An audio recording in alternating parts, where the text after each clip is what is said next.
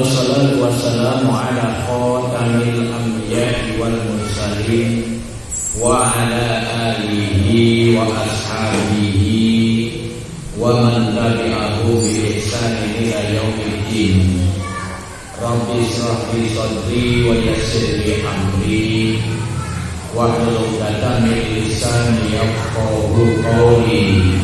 Rabbi zidni ilman nafi'a warzuqni fahman wasi'a. Amma ba'du. Pertama yang kita panjatkan puji syukur kita kepada Allah Subhanahu wa taala yang telah melimpahkan rahmat serta hidayahnya kepada kita semua, sehingga pada malam hari ini kita bisa menunaikan kewajiban kita sholat maghrib berjamaah yang kita lanjutkan dengan belajar bersama. Salawat dan salam semoga tetap selalu terlimpahkan kepada Rasul Muhammad Sallallahu Alaihi Wasallam. Beliau sebagai suri tauladan kita, beliau yang telah diutus oleh Allah Subhanahu wa taala ke muka bumi ini untuk menyempurnakan akhlak manusia. Jamaah yang dimuliakan Allah, kita belajar bersama di sini. Kami tidak mengajari bapak-bapak, saudara-saudara, tidak. Kita belajar bersama di sini. Kita lanjutkan ayat yang berikutnya, yaitu ayat yang ke-58 dari surat Al-Isra. Wa in min qaryatin illa nahnu muhlikuha qabla yaumil qiyamah aw mu'adzibuha 'adaban syadidan kana dzalika fil kitabi mastura. Wa in min qaryatin, tidak ada satu negeri pun di dunia ini illa nahnu muhlikuha, kecuali kami akan hancurkan ia qabla yaumil qiyamah, sebelum datangnya hari kiamat, au mu'adzibuha 'adaban syadidan, atau kami akan mengadabnya dengan azab yang pedih, dengan azab yang keras. Karena dari kafir kita di Masura, itu semua sudah tertulis di dalam catatan di Lauhul Mahfuz. Di sini Allah Subhanahu wa taala menyatakan bahwasanya negeri-negeri yang penduduknya berbuat kedoliman, yang penduduknya tidak patuh kepada Allah Subhanahu wa taala, yang penduduknya berbuat maksiat, kemusyrikan dan lain-lain sebagainya, dari dulu Allah itu menghancurkan negeri-negeri tersebut. Jadi sebelum hari kiamat dinyatakan oleh Allah Subhanahu wa taala qabla yaumil qiyamah. Kalau kita buka kembali Al-Qur'an atau sejarah, kita akan menemukan umat-umat sebelum umat Nabi Muhammad banyak banget yang sudah dibinasakan oleh Allah Subhanahu wa taala. Yang terkenal yang kita sudah asing bagi umatnya Nabi Nuh yang kita bilang karena apa? Karena tidak patuh kepada Nabi Nuh. Umatnya Nabi Lut, bumi dibalik, ditenggelamkan ke bumi. Kenapa? Karena juga tidak patuh. Umatnya Nabi Soleh juga begitu.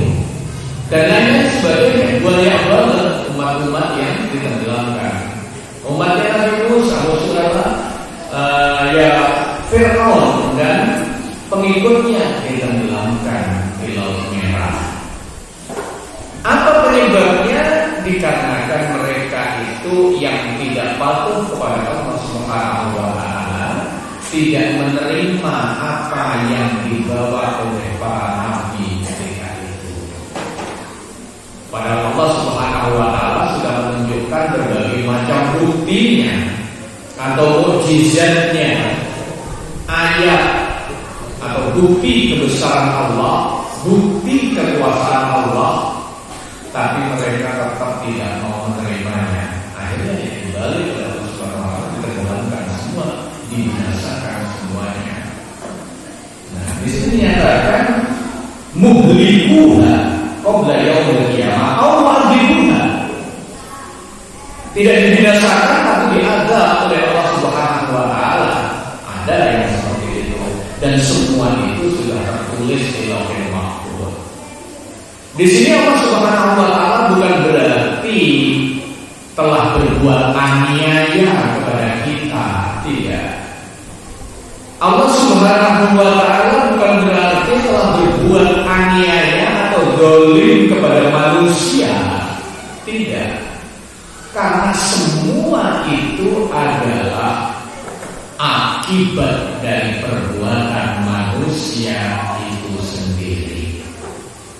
Kembali seperti pada ayat sebelumnya kita sudah bahas, dan ketika waktu yang lain juga sudah kita bahas, Zoharul fasadu fil barri wal bahri bima kasabat aydin nas. Insyaallah ini pertemuan yang lalu saya sampaikan. Zoharul fasadu fil barri wal bahri bima kasabat aydin nas. Jadi telah nampak di muka bumi ini, baik di daratan ataupun di lautan, kerusakan yang disebabkan oleh ulah tangan manusia, baik itu secara langsung ataupun tidak langsung. Yang kami maksud secara langsung itu adalah perbuatannya tadi ada hubungannya langsung dengan kejadian itu. Contohnya tanah longsor, banjir karena terjadinya penebangan hutan yang aniaya, yang semena-mena oleh manusia. Kemudian terjadinya macam-macam dan lain sebagainya, itu secara langsung. Yang tidak secara langsung hubungan dengan gempa atau bencana itu apa? Yaitu kemaksiatan dan kesyirikan yang kita lakukan. Jadi ketika kita mendustakan Allah Subhanahu wa Ta'ala, kita tidak patuh pada Allah Subhanahu wa Ta'ala, ketika itu Allah akan menurunkan adabnya kepada kita. Dalam ayat Al-Quran juga sudah saya sampaikan waktu yang lalu, walaupun andal Quran wa taqaw wa fatahna alaihi barakatun minas sama'i wal ardh walakin kadzabu fa akhadnahum. Nah ini seandainya penduduk suatu negeri itu beriman dan bertakwa kepada Allah Subhanahu wa Ta'ala, sungguh akan aku buka apa yang dibuka oleh Allah Subhanahu wa Ta'ala, barokah, berkahnya dari langit dan bumi. Sungguh akan dibuka berkahnya dari langit dan bumi. Padahal yang kita inginkan itu kan berkah. Berkah Allah, barokah itu yang kita inginkan, bukan yang lain. Namun ketika mereka kadzabu, mereka mendustakan nikmat Allah, ketika mereka itu mendustakan Allah Subhanahu wa Ta'ala, apa yang dilakukan oleh Allah? Akhirnya aku ambil berkah itu, tidak aku berikan lagi. Dan kalau kita mendapatkan banyak sesuatu tapi tidak ada berkahnya, apa yang bisa kita nikmati? Jadi barokah itu yang lebih penting daripada apa? Sesuatu yang Kita punya ilmu yang banyak tapi nggak barokah. Alhamdulillah, nggak bermanfaat. Justru bukan mendatangkan kebaikan, tapi yang terjadi adalah mendatangkan keburukan, mendatangkan musibah. Nah ini kita punya harta yang banyak tapi nggak barokah, nggak manfaat. Jangan manfaat untuk orang lain, untuk diri sendiri aja nggak manfaat. Nah, ini barokah. Maka itu semua kejadian itu adalah apa? Karena ulah manusia. Wa ma dolamnahum walakin dolamu anfusahum. Begitu Allah berfirman dalam surat Hud ayat 101. Wa ma dolamnahum, kami, Allah menyatakan seperti itu. Ma dolamnahum, tidak mendolimi mereka, tidak berbuat aniaya kepada mereka. Walakin dolamu anfusahum, akan tetapi mereka itulah yang telah mendolimi diri mereka sendiri. Bukankah Allah sudah memberikan petunjuk kepada kita? Ya, sering kami sampaikan bahwasanya Allah sudah memberikan petunjuk. Kalau kepada kita ini adalah Al-Quran dan Al-Hadis. Taraktu fikum amrayn lan tadillu ma tamassaktum bihima. Begitu Rasulullah menyatakan, aku tinggalkan kepada kalian dua hal, kalian tidak akan pernah sesat. Ma tamassaktum bihima, selama kalian itu berpegang teguh kepada keduanya. Al-Kitabu wa Sunnati, yaitu Al-Quran dan Sunnah. Nah, Rasulullah sudah memberitahu. Lah kok kita nggak mau mengikuti ayat Al-Quran dan nggak mengikuti Sunnah Rasulullah, yang terjadi yaitu tadi berkah dicabut oleh Allah Subhanahu wa Ta'ala dan kita nggak mendapatkan kenikmatan apa-apa. Jadi Allah nggak berbuat zalim, sudah memberitahu Allah. Ini loh rule-nya, ini loh rutenya, ini loh rambu-rambunya. Tinggal kamu patuh atau enggak. Ini loh. Seperti yang kita lihat di jalan raya itu, ada rambu-rambu di dalam parkir. Di pertigaan di tempat ada lampu merah, lampu hijau, kuning. Kita nggak patuh, lampu merah semuanya maunya jalan. Yang terjadi apa? Paling tidak semrawut jalan itu. Lebih parah dari itu tabrakan beruntun yang terjadi. Nah ini kecelakaan dan sebagainya. Kenapa? Karena tidak patuh kepada rambu-rambu. Sama dalam kehidupan ini, Allah Subhanahu wa Ta'ala sudah memberikan rambu-rambunya kepada kita yang berupa Al-Quran dan Al-Hadis, yaitu kita patuhi. Terlepas walaupun kita sudah berpegang pada Al-Quran dan Al-Hadis, pintu perbedaan tetap terbuka. Ya. Jadi jangan berprasangka kalau kita semuanya berpegang pada Al-Quran dan Al-Hadis kita tidak ada perbedaan. Tidak, tetap ada perbedaan ada. Dan perbedaan itu tidak hanya zaman sekarang. Semenjak zaman Rasul itu sudah ada perbedaan. Tinggal bagaimana kita menyikapi perbedaan-perbedaan itu. Ya, jangan dikira perbedaan itu setelah jauh dari zaman Rasul. Tidak, zaman Rasul sudah ada perbedaan. Saya beri contoh saja.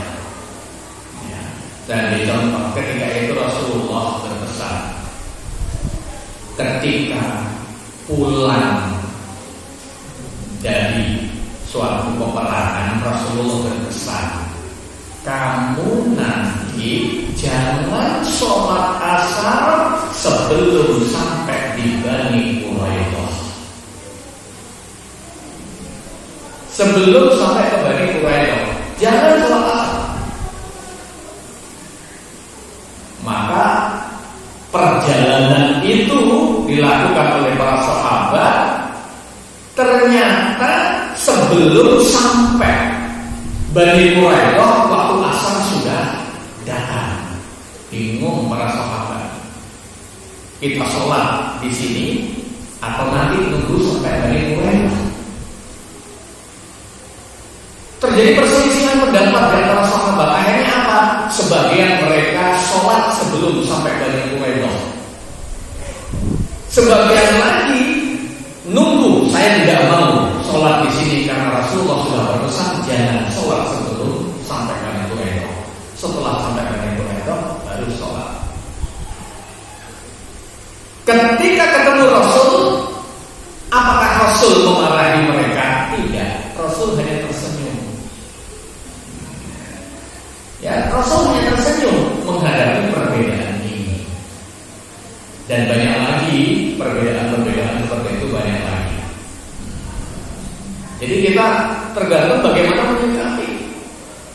Contoh yang lain lagi, kalau kita belajar, kebetulan kalau di tempat kami itu saya ajarkan di kelas 5. Kelas 5 itu setingkat dengan kelas 2 SMA. Itu saya ajarkan perbandingan mazhab.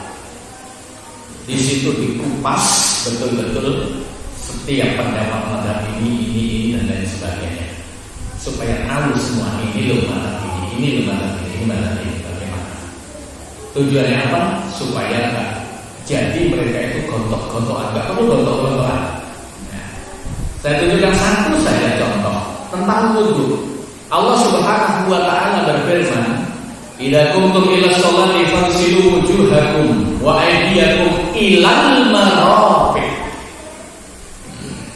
Jikalau kamu mau sholat, maka basuhlah, cucilah mukamu dan kedua tanganmu ilal marafiq. Sudah, saya cukupkan ini saja. Ketika mencuci tangan, ayatnya sama yang digunakan dalil. Ada banyak pendapat, ada banyak mazhab di situ. Ayatnya sama, yaitu ayat ini yang digunakan. Tapi ketika memahami kata-kata ilah, mereka itu berselisih pendapat. Ilah artinya apa? Karena di dalam bahasa Arab ilah ada dua arti. Ilah artinya adalah sampai. Yang kedua adalah ilah artinya ma'a. Ma'a itu apa? Dengan. Sehingga ketika ilah marafiq, mereka berselisih pendapat. Apakah siku ini harus ikut dibasuh atau hanya sebagai batas? Nah, kalau hanya sebagai batas, artinya goyah sebagai batas, maka nggak ikut dibasuh nggak apa-apa. Yang satu mengatakan harus ikut dibasuh.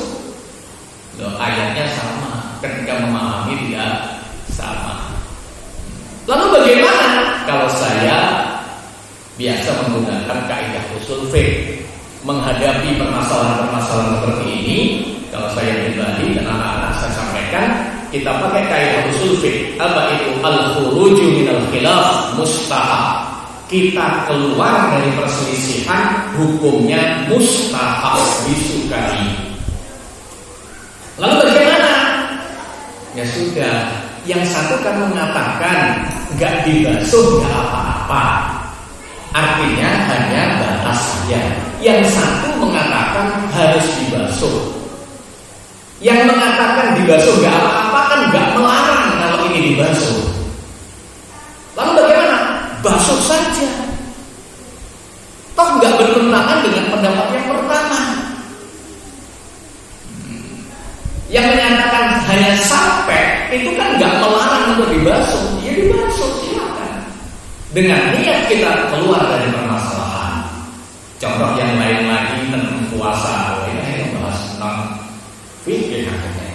Nggak apa-apa. Contoh satu lagi tentang puasa. Ayatnya sama. Ayatnya apa? Di situ wa in kuntum marda au ala safarin fa'iddatun min ayyamin ukhra. Kalau kamu sakit atau dalam perjalanan, maka gantilah di waktu yang lain, pada bulan yang lain. Memahami ayat ini antara Dawud ad-Dhahiri. Jadi madhab itu aslinya nggak hanya 4 ya Pak. Madhab itu ada 13. Cuman pengikutnya yang eksis sampai sekarang hanya 4 madhab. Aslinya ada 13. Ada Dawud ad-Dhahiri, ada As-Saudi, ada yang banyak. Dan 13 itu tadi. Antara Dawud ad-Dhahiri dengan yang lain berbeda. Yang satu mengatakan kita diperintah oleh Allah, al-aslu fil amri lil wujub. Perintah itu pada dasarnya adalah menunjukkan sesuatu yang wajib. Di situ perintahnya fa'iddatun min ayyamin ukhra, gantilah perintah. Karena wajib, kalau itu kita langgar kita berdosa. Artinya kalau kita perjalanan dan Ramadan kita masih berpuasa, maka puasa kita enggak sah. Itu menurut Daud Al-Ghazali. Sementara Imam Syafi'i mengatakan tidak. Imam Syafi'i mengatakan kalau mampu boleh berpuasa, enggak mampu silakan. Nah, artinya Imam Syafi'i membolehkan puasa, membolehkan tidak berpuasa. Lalu bagaimana? Al-khuruj minal khilaf, kita keluar dari permasalahan. Bagaimana? Ya sudah, Imam Syafi'i kan enggak mengatakan kalau kita enggak puasa dosa. Imam Syafi'i mengatakan puasa boleh, enggak puasa boleh. Gimana? Ya sudah, enggak usah puasa. Bukan mengikuti Daud Al-Ghazali, tidak. Ikhtiyaton, kita berhati-hati. Jangan-jangan yang benar adalah pendapatnya Daud Al-Ghazali, bukan pendapatnya Imam Syafi'i. Maka lebih baik kalau perjalanan nggak usah puasa, sudah. Toh diperbolehkan kan, kita nggak puasa. Menurut Imam Syafi'i dibolehkan nggak berpuasa, tapi menurut Daud Al-Ghazali harus tidak berpuasa. Ya udah, nggak usah berpuasa, ganti di bulan yang lainnya. Dengan syarat safar ada batas yang diperbolehkan, itu kan semua safar. Sini kencong bukan safar itu. Ya, ada batasnya. Kembali kepada sini. Di sini Allah Subhanahu wa taala menyatakan dibinasakan. Kita lanjutkan ayat berikutnya. Ini masih tentang kelanjutan daripada ayat ini. Wa ma mana'ana, ya. Wa ma mana'ana an nursila bil ayati illa an kadzdzaba biha al-awwalun wa ataina samuda an-naqah mubashshiratan fadzalamu biha wa ma nursilu bil ayati illa tahwifa. Wa ma mana'ana an nursila bil ayat, tidak ada sesuatu yang bisa mencegah kami untuk mengirimkan, untuk menurunkan ayat-ayat kami, tanda-tanda kami, kekuasaan kami. Larang itu, enggak ada yang bisa mencegah itu. Illa an kadzdzaba biha al-awwalun, kecuali mereka orang-orang yang telah terdahulu sebelum kamu Muhammad telah mendustakan semua ayat-ayat yang aku telah kirimkan tadi itu. Wa ataina samud dan naqah, dan telah aku beri kepada kaum Samud naqah, unta betina yang mereka minta, mubashiratan, nyata terlihat, fadzalamu biha, akan tetapi mereka kemudian berbuat aniaya dengannya. Wa ma nursilu bil ayati illa tahwifa, dan tidaklah aku mengirimkan ayat-ayat atau tanda-tanda itu semua illa tahwifa, kecuali untuk menakut-nakuti mereka. Jamaah yang dimuliakan Allah, ayat ini turun berkenaan dengan apa? Banyak hadis yang menerangkan tentang asbabun nuzul ayat-ayat ini, sebab-sebab turunnya ayat-ayat ini. Banyak sekali hadis yang menyatakan. Hadis yang pertama adalah qala Sunaid an Hammad ibn Zaid an Ayyub an Sa'id ibn Jabir qala al-musyrikun, orang-orang musyrik berkata, ya Muhammad, wahai Muhammad, innaka taz'amu annahu kana qablaka anbiya, kamu mengatakan bahwasanya sebelum kamu telah diutus para nabi, faminhum man suhilat lahu arri, di antara mereka ada yang dikuasakan atau ada yang mampu menguasai angin, yaitu Nabi Sulaiman Wa minhum man kana yuhyi al-mauta, dan di antara mereka ada yang menghidupkan orang mati yang sudah mati, yaitu Nabi Isa. Fa in sarroka an nu'mina bika wa nusaddiquka, kalau kamu mau Nabi Muhammad, kami beriman dengan apa yang kamu sampaikan. Fad'u rabbaka ayyakuna lana as-sofa dhahaban, sana minta sama Tuhanmu agar supaya sofa ini dijadikan emas oleh Allah Subhanahu wa taala. Minta kepada Tuhanmu Muhammad agar supaya sofa ini dijadikan emas. Fa'auhallahu ilaihi, kemudian Allah Subhanahu wa taala menurunkan ayatnya, yaitu tadi inni qad sami'tu. Nah, ini ayat yang diturunkan oleh Allah kepada Nabi Muhammad. Inni qad sami'tu alladzi qalu, wahai Muhammad, aku telah mendengar apa yang mereka ucapkan kepada kamu, apa yang mereka inginkan kepada kamu. An-naf'ala alladzi qalu fa in syi'ta an-naf'ala alladzi qalu. Wahai Muhammad, kalau kamu menghendaki akan aku penuhi itu. Besok jadi emas, besok pagi bukit sofa akan jadi emas. Jadi diserahkan kepada Nabi Muhammad ketika itu. In syi'ta Muhammad, kalau kamu menghendaki Muhammad, aku jadikan bukit sofa itu emas. Fa in lam yu'minu nuzila ada, akan tetapi kalau setelah itu, setelah aku berikan emas, aku jadikan sofa itu menjadi emas, kok mereka nggak beriman, akan aku turunkan azab yang pedih kepada mereka. Fa innahu laisa ba'da nuzuli al-ayah munadharah. Ketahuilah wahai Muhammad, setelah aku turunkan bukti kekuasaanku tadi, enggak ada tawar-menawar lagi. Harus beriman, enggak beriman binasa.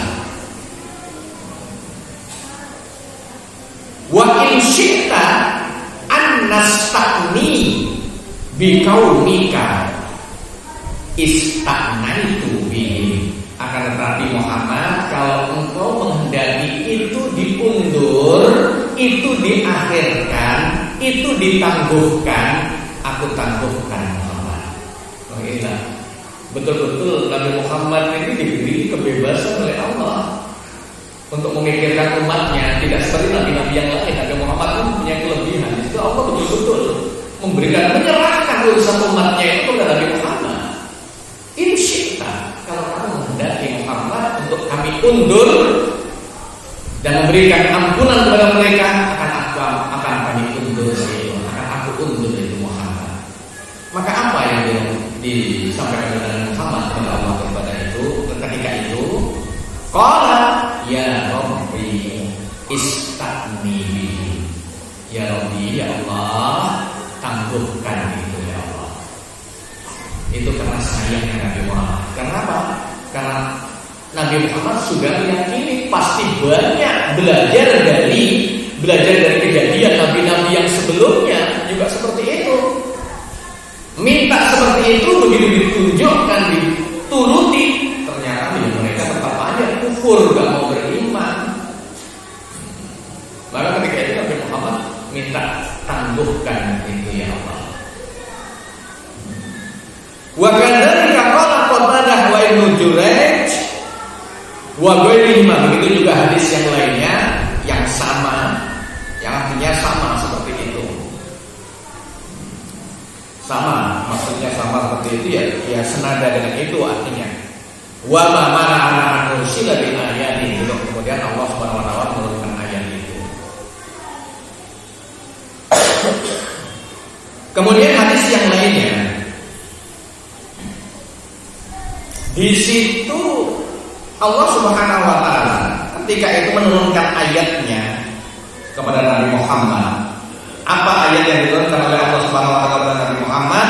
Yaitu perintah untuk berdakwah, khususnya kepada keluarga dekatnya. Allah berfirman, wa anzir ashiratakal aqrabin, dan berilah peringatan kepada keluarga-keluarga dekatmu, kepada orang-orang dekatmu. Ini dimaksudkan oleh Allah.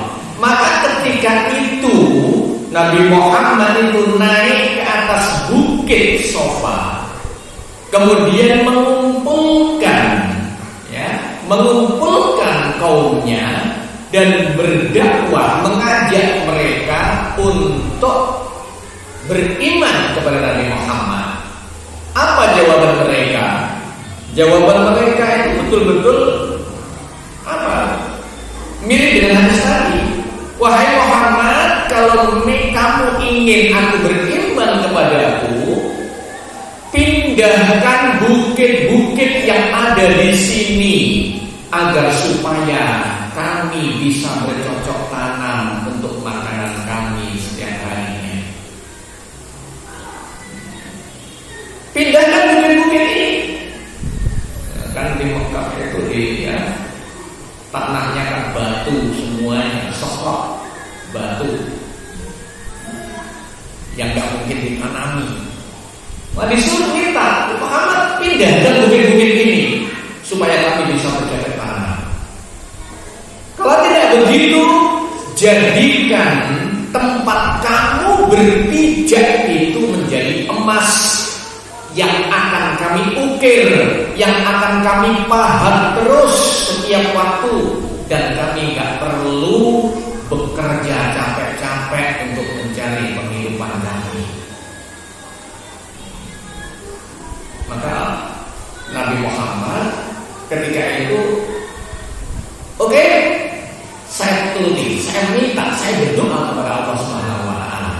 Tapi setelah Nabi Muhammad berdoa kepada Allah, malaikat Jibril datang kepada Nabi Muhammad. Malaikat Jibril datang kepada Nabi Muhammad yang menyatakan, wahai Muhammad, Allah sudah mendengar doamu dan Allah akan mengabulkan apa yang kamu mintakan tadi itu. Tapi wahai Muhammad, kalau mereka setelah ini tetap gak mau beriman kepadamu, akan aku beri adab mereka, akan aku binasakan mereka dengan adab yang belum pernah aku turunkan kepada umat-umat sebelum kamu.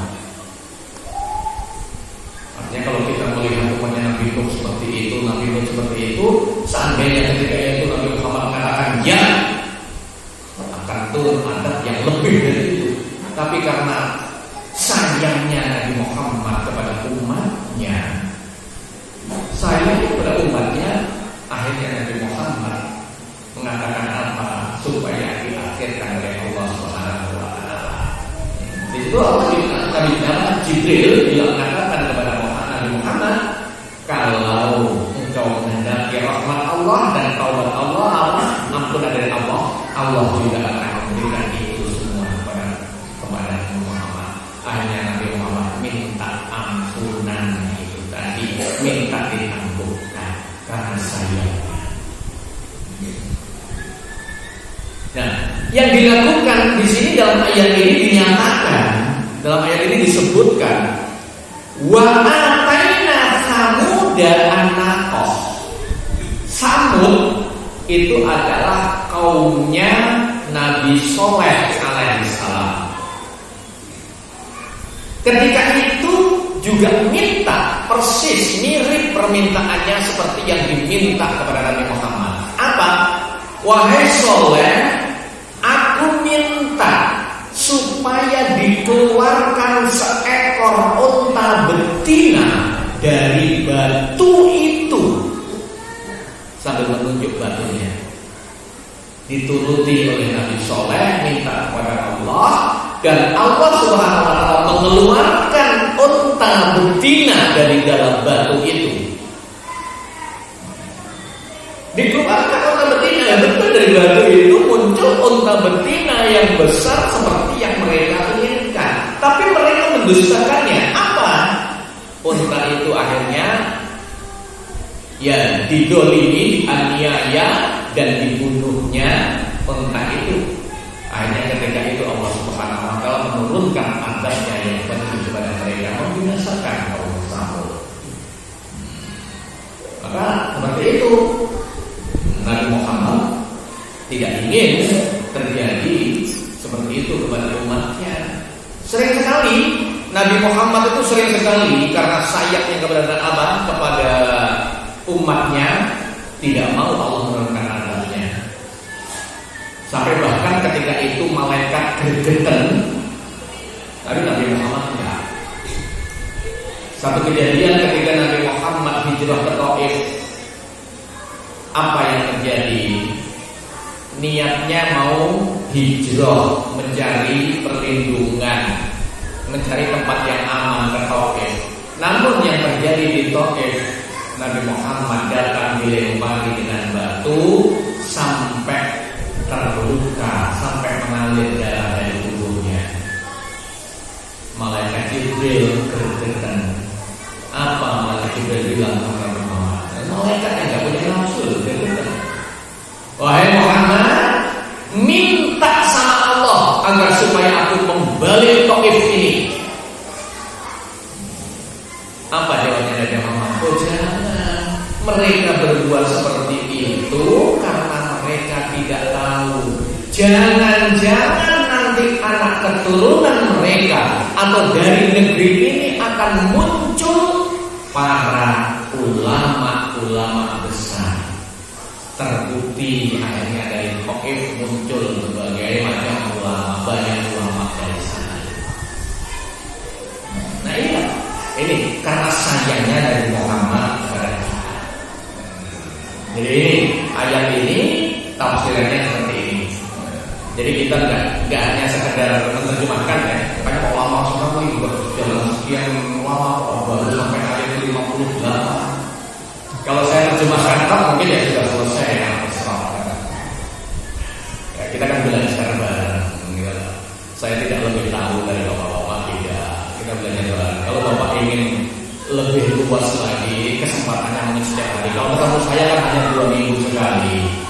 Lebih belajar sendiri di aplikasi di HP itu sudah banyak. Buka ya, download aplikasi Tafsir Ibnu Katsir berbahasa Indonesia, ada baca sendiri di situ. Gak apa-apa, saya gak paham. Silakan. Kalau mungkin gak paham, sudah berbahasa Indonesia, aku gak paham, silakan datang ke tempat saya. Hanya nanti kita belajar.